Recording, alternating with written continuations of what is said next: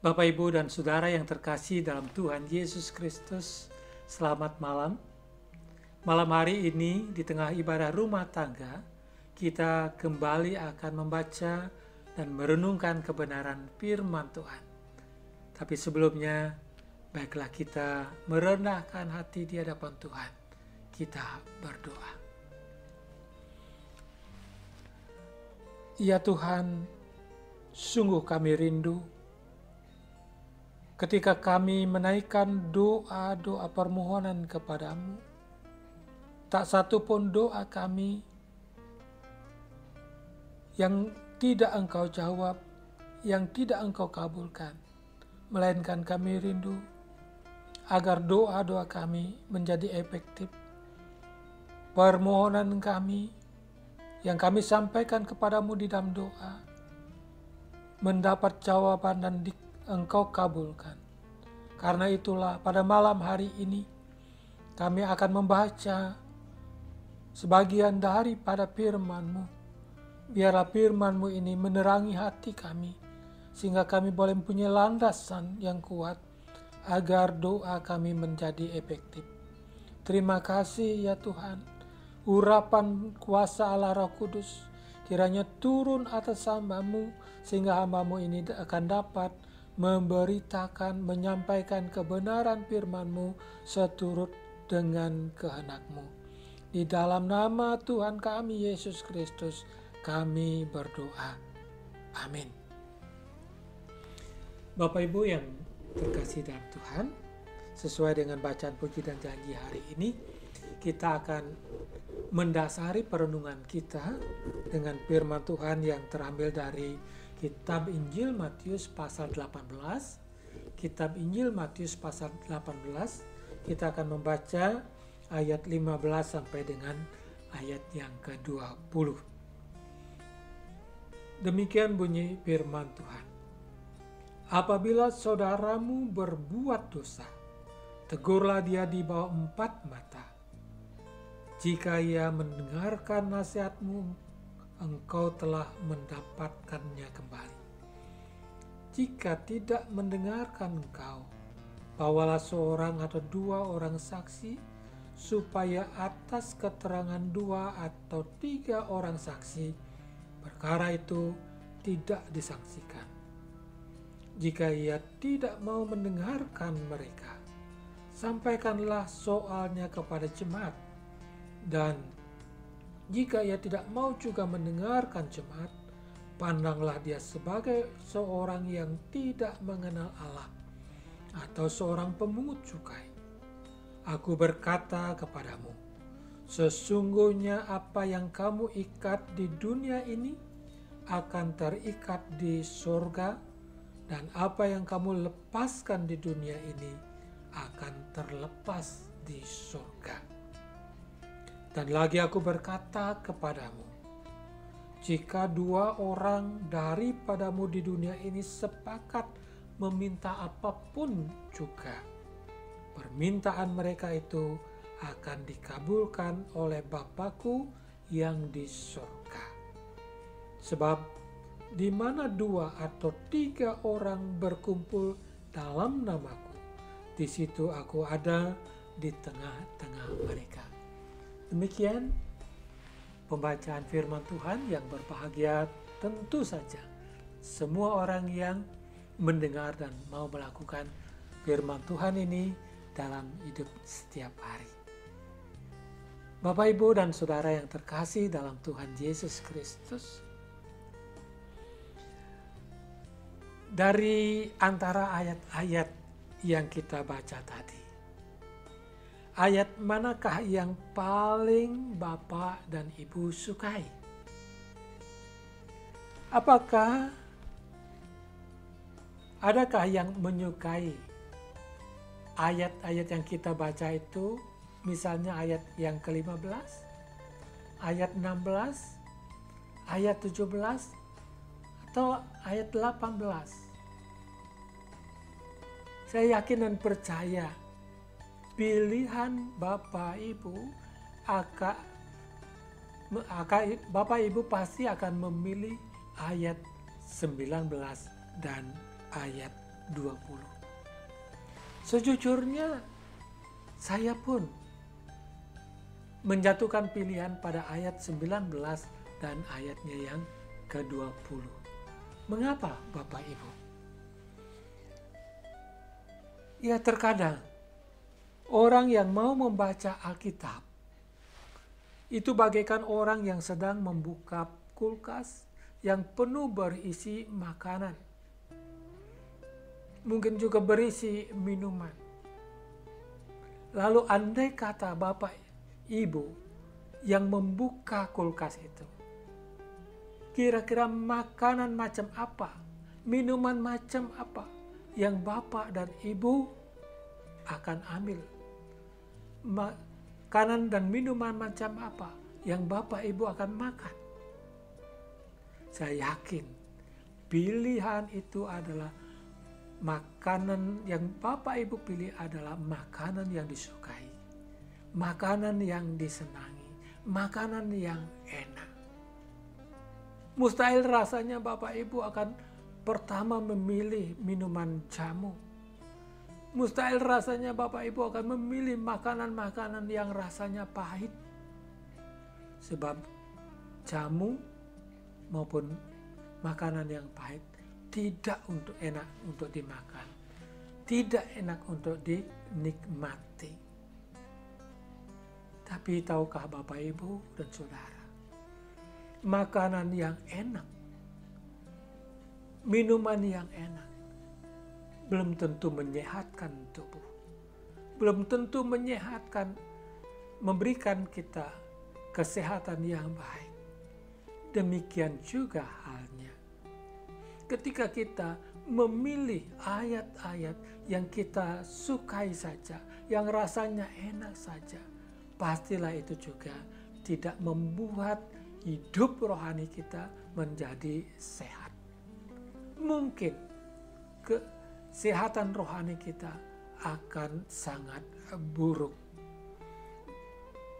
Hal ini juga sangat mempengaruhi akan kehidupan kita di dalam menjalani hidup sebagai anak-anak Tuhan. Bapak, Ibu, dan Saudara yang dikasihi oleh Tuhan. Demikian juga ayat 15. Demikian juga ketika kita membaca ayat 15 di situ sampai 18, di situ diungkapkan bahwa melakukan perintah daripada Tuhan Yesus bukanlah sesuatu yang mudah. Dalam hal ini adalah perintah untuk menasihati, perintah untuk dinasihati. Baik menasihati maupun juga dinasihati, ditegur, bukanlah hal yang mudah. Untuk menyelesaikan satu persoalan di dalam suatu kehidupan bersama, juga di dalam kehidupan berjemaat, perlu proses. Di dalamnya Tuhan Yesus mengajarkan proses itu sebagai berikut. Yang pertama, tegur mereka, tegur dia dengan 4 mata. Ketika dia tidak mau menerima bahwa saksi 1 ataupun 2 orang, ketika dia tidak mau juga menerima bahwa dia ke hadapan jemaat, apakah ini sudah menjamin bahwa orang itu akan bertobat? Belum tentu. Lalu apa kata Tuhan Yesus?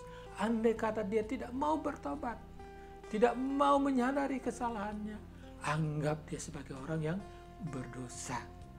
Anggap dia sebagai seorang pemungut cukai. Artinya bahwa proses sekalipun dilakukan dalam menyelesaikan persoalan, dalam hal menegur maupun ditegur, bukanlah perkara yang mudah. Namun ingat Bapak Ibu, bukan yang mudah bukan berarti boleh tidak dilakukan.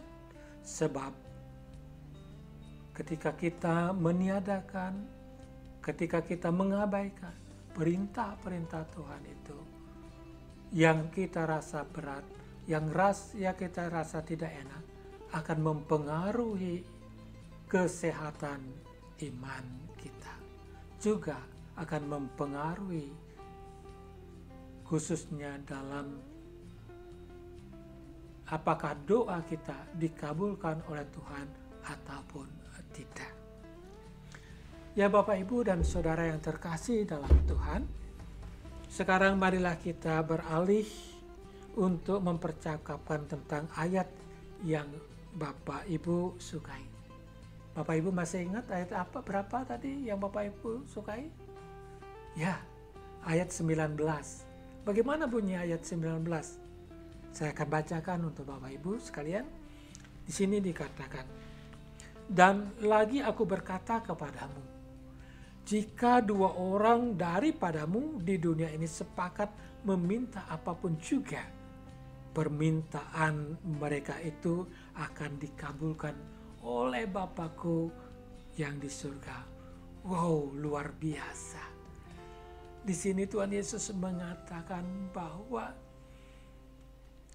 kalau kita orang-orang yang percaya ini sepakat meminta kepada Bapa di surga, maka semua permintaannya itu akan dikabulkan. Siapa yang tidak suka doa-doanya, permintaannya yang disampaikan melalui doa kepada Allah dikabulkan? Saya yakin dan percaya semua kita rindu ketika kita berdoa, kita memohon kepada Tuhan, doa kita dikabulkan oleh Tuhan. Lalu apalagi dengan sebuah syarat yang nampaknya yang dikatakan ada kalau 2 orang sepakat. Baik Bapak, Ibu, dan Saudara, sekarang kita perhatikan, kira-kira menurut Bapak dan Ibu, apakah untuk bisa sepakat hal yang mudah? Mari kita bercermin dalam kehidupan rumah tangga kita. Rumah tangga yang terdiri dari seorang suami, seorang istri, dan mungkin juga anak-anak. Biasanya apa yang terjadi? Ayah, bapak, suami dengan istri memiliki keinginan yang berbeda. Demikian juga orang tua memiliki keinginan yang berbeda. Demikian juga sebaliknya. Karena perbedaan inilah sering muncul ketidaksepakatan. Agaknya sulit untuk mendapatkan kata sepakat. Di dalam keluarga saja sudah ada 1001 perbedaan yang membuat orang tidak sepakat. Apalagi dalam persekutuan umat Tuhan, jemaat Tuhan. Saya yakin dan percaya untuk mendapatkan sepakat bukanlah sesuatu yang mudah. Namun demikian, itulah yang dituntut oleh Tuhan.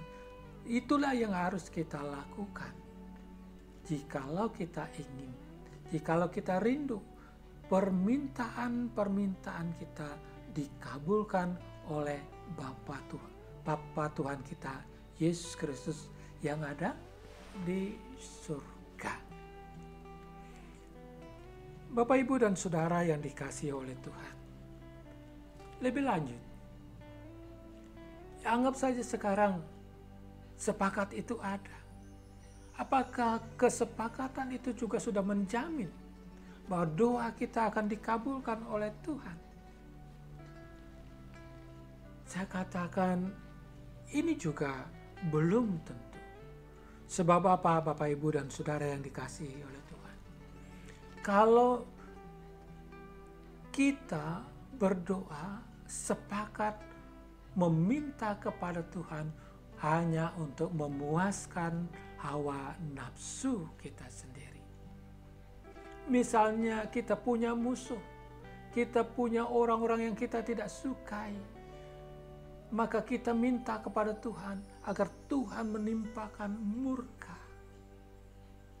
Misalnya ketika kita meminta kepada Tuhan supaya ketika doa kita dikabulkan untuk membanggakan diri kita, menyombongkan diri kita, maka hal itu pun tidak akan dikabulkan oleh Tuhan. Dalam Yakobus 4 ayat 3 dikatakan, kamu tidak memperoleh apa-apa karena kamu salah berdoa. Sebab yang kamu minta itu hendak kamu habiskan untuk memuaskan hawa nafsamu. Jadi jelas Bapak, Ibu, dan Saudara, kesepakatan yang didasarkan atas kejahatan hawa nafsu, keinginan untuk menyombongkan diri, itu pun menjadi hambatan doa-doa kita dikabulkan oleh Tuhan. Ada lagi kesepakatan yang lain, kesepakatan yang sangat dibenci oleh Tuhan, kesepakatan yang sangat tidak disukai oleh Tuhan, yaitu kesepakatan jahat, sebagaimana disaksikan dalam firman Tuhan. Yeremia 11 ayat 9 sampai 11. Yeremia 11 ayat 9 sampai 11 saya bacakan untuk kita sekian. Demikian bunyi firman Tuhan. Berfirmanlah Tuhan kepadaku, telah terdapat persepakatan jahat di antara orang Yehuda dan penduduk Yerusalem. Mereka sudah jatuh kembali kepada kesalahan nenek moyang mereka yang dahulu telah menolak mendengarkan firman-Ku.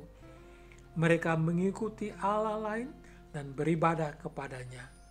Kaum Israel dan kaum Yehuda telah mengingkari perjanjian-Ku yang telah Kuikat dengan nenek moyang mereka. Sebab itu beginilah firman Tuhan. Sesungguhnya aku mendatangkan ke atas mereka malapetaka yang tidak dapat mereka hindari. Dan apabila mereka berseru-seru kepadaku, maka aku tidak akan mendengarkan mereka.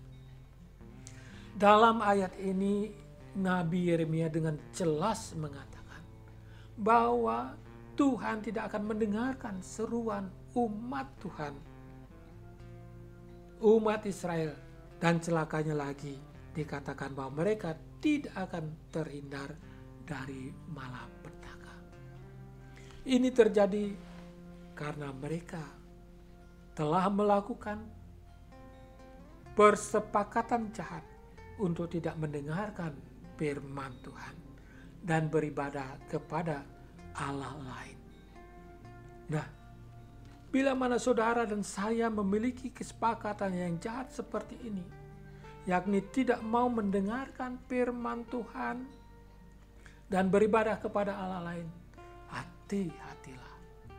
Sebab semua itu akan mendatangkan murka Allah. Ia tidak segan-segan mendatangkan malapetaka bagi kita. Dan Tuhan juga tidak akan mengabulkan doa permohonan kita. Jelas sekarang tidak semua kesepakatan dalam doa menjadikan apa yang kita minta dalam doa kepada Allah Bapa di surga dikabulkan. Lalu Bapak, Ibu, dan Saudara yang dikasihi dalam Tuhan, kesepakatan macam apakah yang membuat permintaan yang kita sampaikan kepada Tuhan dikabulkan? Dalam ayat 20 dikatakan demikian. Sebab di mana 2 atau 3 orang berkumpul dalam namaku, di situ aku ada di tengah mereka.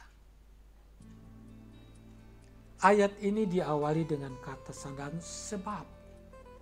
Itu artinya ayat ini memiliki kaitan yang tak terpisahkan dengan ayat sebelumnya.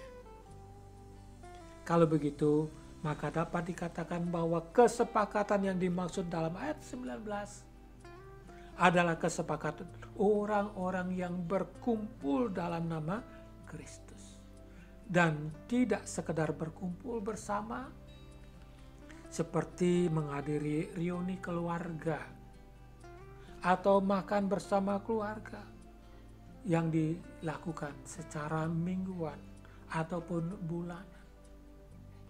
Allah ingin agar kita memandang semua orang dalam gereja sebagai anggota keluarga kita sendiri. Saudari kita, saudara kita yang telah ditebus oleh Yesus Kristus. Kesepakatan yang didasarkan atas kasih, bukan atas dasar nafsu, kejahatan untuk menyombongkan diri. Bukan atas dasar kesepakatan jahat. Karena itu, saudara-saudara yang dikasihi oleh Tuhan, ketika kita menginginkan doa-doa kita dikabulkan oleh Tuhan, apa yang kita minta kepada Tuhan, marilah kita melakukan kesepakatan sesuai dengan kebenaran firman Tuhan. Kita mencari apa yang diinginkan Allah. Kita mencari dan melakukan apa yang dirindukan oleh Tuhan. Ingat, Yesus berkata, carilah dahulu kerajaan Allah dan kebenarannya, maka semua itu akan ditambahkan kepadamu. Tuhan tahu apa yang menjadi kebutuhan kita, keperluan hidup kita.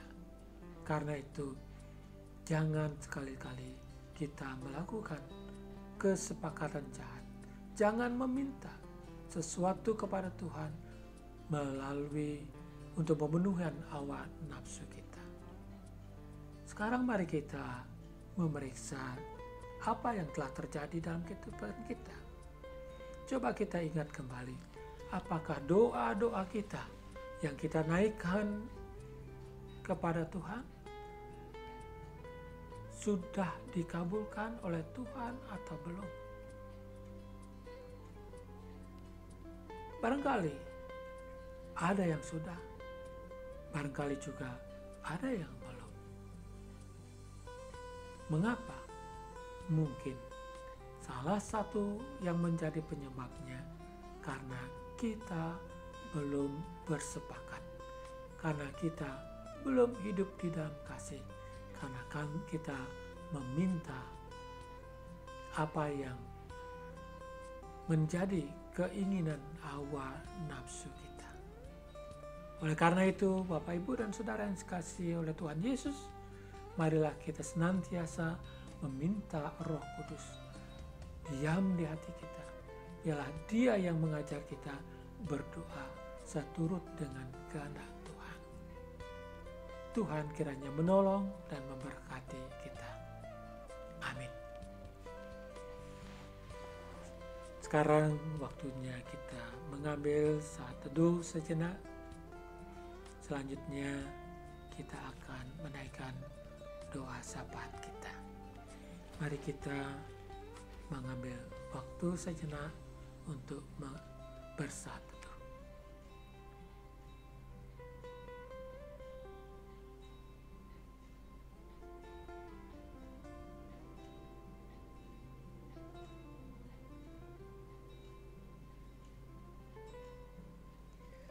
Ya Bapa, kami mengucap syukur dan berterima kasih karena Engkau telah menerangi hidup kami dengan firman-Mu. Tersimbah di dalam kami merindukan agar setiap doa permintaan yang kami sampaikan kepadamu melalui doa terkabul. Engkau merindukan ketika kami berdoa kepadamu Tuhan. Kami melakukan, kami mendasari atas dasar kesepakatan yang baik. Bukan kesepakatan untuk memenuhi hawa nafsu kami. Bukan kesepakatan untuk hal-hal yang jahat. Karena itu ya Tuhan, tolonglah kami agar kami senantiasa menjalin hubungan seorang dengan yang lain di dalam kasih, sebagaimana Kristus telah mengasihi kami. Agar olehnya ketika kami berdoa, setiap permohonan kami, permintaan kami yang kami naikkan kepadamu tidak sia-sia, melainkan Engkau akan mengabulkannya.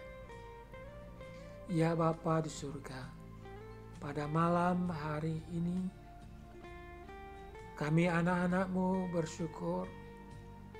Syukur karena pada minggu ini kami telah boleh memasuki bulan ke-7, bulan Juli di tahun 2020.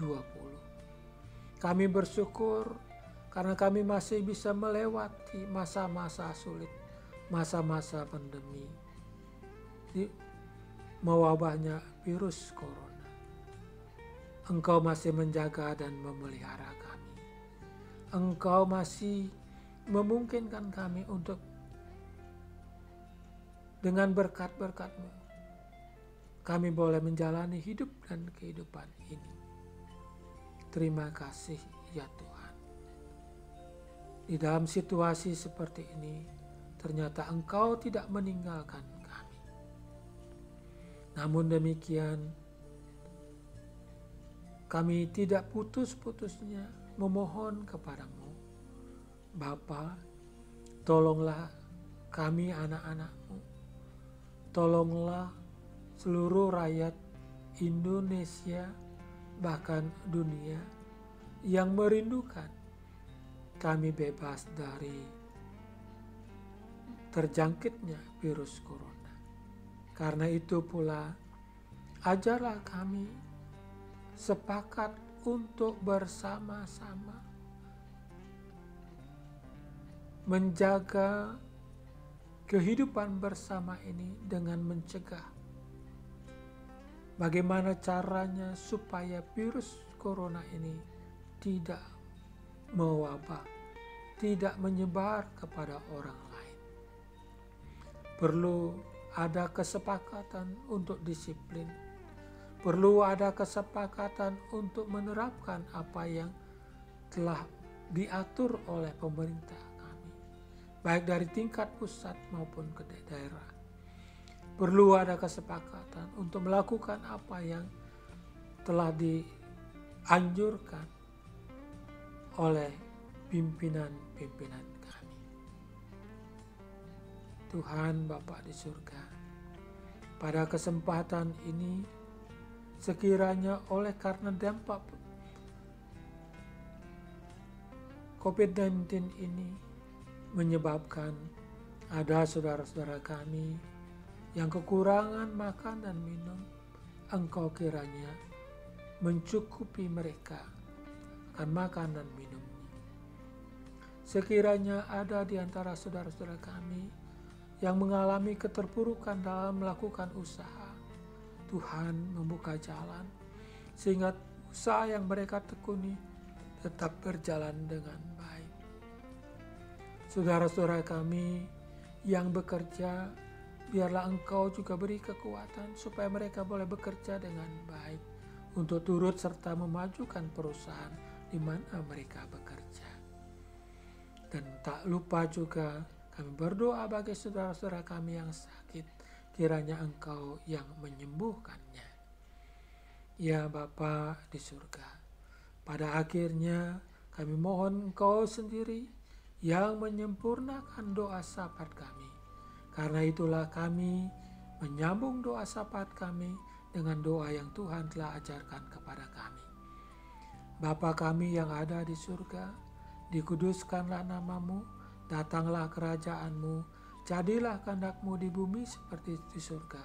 Berikanlah kami makanan pada hari ini yang secukupnya, dan ampunilah kami akan kesalahan kami, seperti kami juga mengampuni orang yang bersalah kepada kami. Dan janganlah membawa kami ke dalam pencobaan, tapi lepaskanlah kami daripada yang jahat, karena Engkau-lah yang punya kerajaan dan kuasa dan kemuliaan sampai selama-lamanya. Amin. Tiba saatnya bagi kita akan membawa persembahan syukur kita kepada Tuhan. Saat kita bersama-sama membawa persembahan, kita akan iringi dengan nyanyian Kidung Jemaat 287 bagian B ayat 1 saja. Kidung Jemaat 287 bagian B ayat 1 saja. Sekarang bersyukur. Mari kita nyanyikan bersama-sama. Sekarang beri syukur, hai hatimu lutangan, sempurna dan besar segala karya Tuhan. Diberinya kita pun anugerah dan berkat yang tak terbilang, terus semula dan tetap.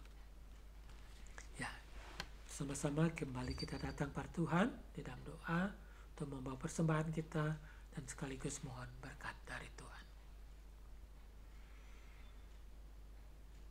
Melalui persembahan ini Tuhan, kami bersyukur kepadamu karena kami sangat percaya bahwa apapun yang ada pada kami, semua asalnya dari Tuhan.